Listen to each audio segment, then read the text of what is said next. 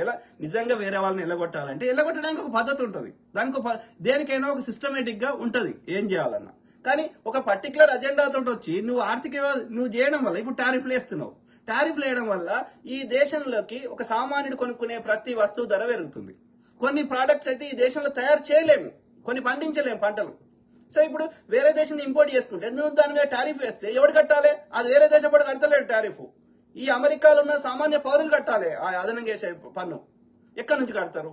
నువ్వు ఈ ఏఐ వచ్చినాక నువ్వు ఈ యొక్క ప్రజల యొక్క మధ్యలో ఈ యొక్క భయభ్రాంతులకు గురి చేసినాక వాళ్ళకి వచ్చే ఆదాయం తగ్గినాక నువ్వు అదనంగా కట్టమంటే ఏడకెళ్ళి కడతాడు ఒక సామాన్యుడు? కరోనా వచ్చిన తర్వాత మొత్తం అంతకుముందున్న ఆర్థిక వ్యవస్థలు అన్ని సంఖ్య నాకిపోయినాయి ప్రపంచం అంతా. ఇప్పుడు నువ్వు అదనంగా పన్నులు వేస్తే ఒక సామాన్యుడు ఎట్లా కడతాడు? ఇప్పుడు ఆ యొక్క రిపోర్ట్స్ వస్తున్నాయి, ఏది ఇంతమంది హైర్ చేసుకున్నారు అనేది రిపోర్ట్స్ వస్తున్నాయి ప్రతి మంత్.